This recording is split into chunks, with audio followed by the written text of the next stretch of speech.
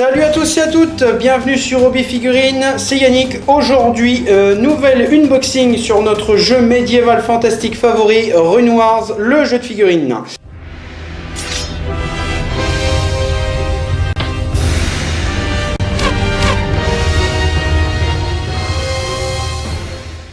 Et aujourd'hui, donc, je vais vous présenter une unité qu'on connaît tous, qui est présente dans la boîte de base, la cavalerie assermentée de Dakan. Donc, c'est toujours bien d'acheter ce genre de paquet d'extensions. Pourquoi? Parce que ça va vous permettre de pouvoir agrandir un petit peu vos unités de cavalerie. Et pour ceux qui ont déjà joué avec moi ou qui ont déjà joué entre vous et tout, vous avez pu vous rendre compte que cette unité, si elle est vraiment bien utilisée, c'est une unité qui va être polyvalente, qui va pouvoir faire plein de choses sur le champ de bataille, qui va taper très fort et qui va se défendre. Mais voilà, la cavalerie assermentée, ça fait toujours une unité de plus de cavalerie à pouvoir ajouter à sa boîte, ça fait quand même plaisir. Ça pourra par exemple vous permettre de faire votre pavé de 2, refaire un pavé de 2 derrière pour vous éventuellement vous redonner des relances, etc. Mais aussi, truc important, on va voir les cartes d'amélioration qu'il y a là-dedans. Alors, au niveau du matériel, dans ce paquet, nous avons 4 figurines en plastique non peintes, 2 plateaux de mouvement, un outil de commandement. On a une carte d'unité, 6 pions divers, 5 cartes d'amélioration. Donc, ça reste toujours un paquet super sympa à ajouter à la collection. Je procède tout de suite à l'ouverture.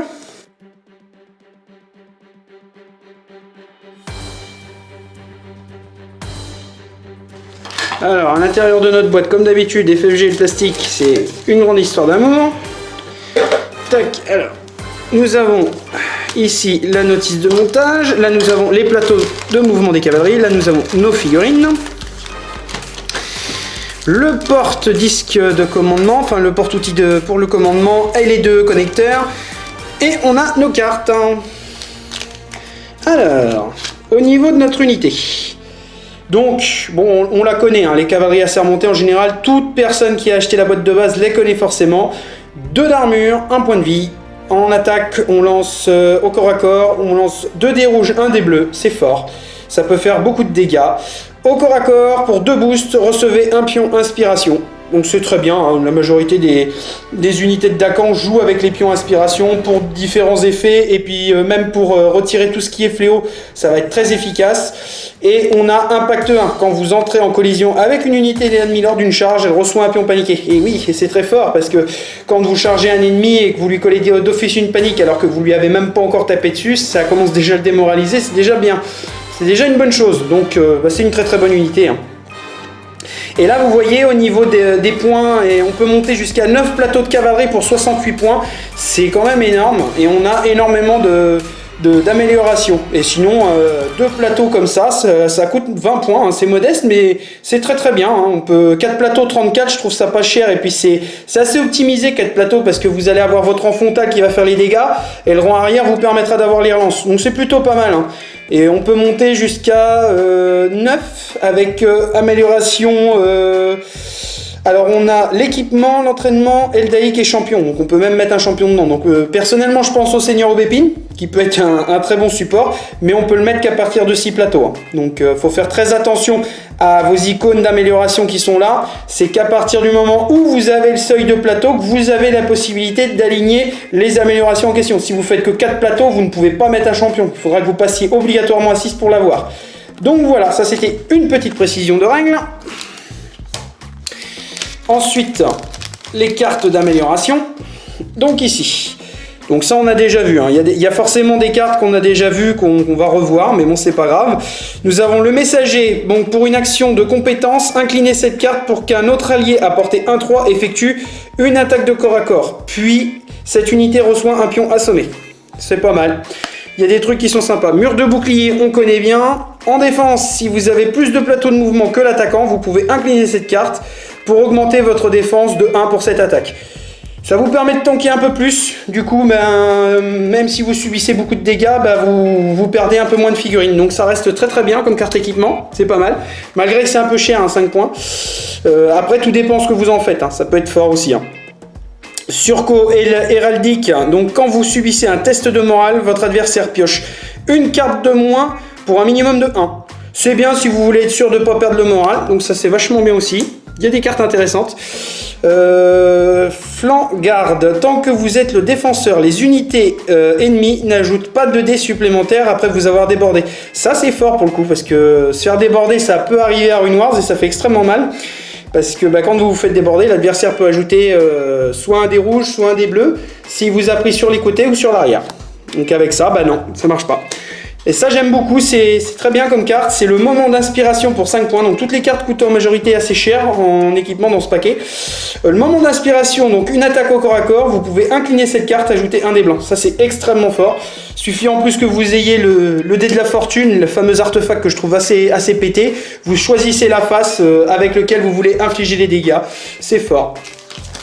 Donc dans ce sachet-ci, nous avons la notice pour assembler les figurines, hein. Donc aussi présent dans la boîte de base. Donc ce genre de paquet là il nous apporte pas grand chose, hormis que ça nous permet vraiment de faire grossir un peu nos unités. Donc là toutes les actions que peut faire notre unité, les actions, les modificateurs ainsi que les rangs d'initiative, tout y est référé avec un petit peu de fluff. Vous avez pas mal de petites choses. Hop, et là nous avons les figurines qui sont dans le sachet. Donc ça fait un sachet exactement similaire comme il y a dans la boîte de base, hein.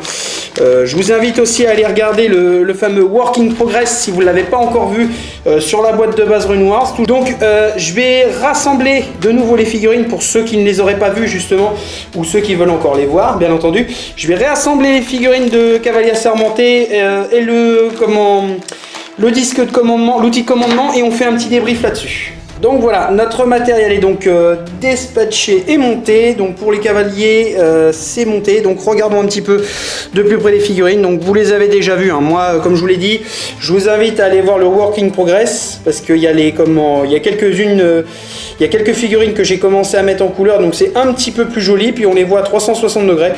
Mais voilà, hein, une bonne petite unité de cavalerie qui fait le café, qui est dans notre boîte de base et qui est juste génial. Donc ce paquet d'extensions est très intéressant quand même à rajouter à votre collection parce que ça va vous permettre d'étoffer un petit peu et de pouvoir avoir des unités un petit peu plus nombreuses dans les rangs de Dakan. Donc c'est une très bonne unité en plus qui plus est. La cavalerie c'est très fort à Rune Wars, bien utilisé. On peut capturer des points d'objectif très rapidement, on peut prendre l'ennemi par surprise avec vitesse.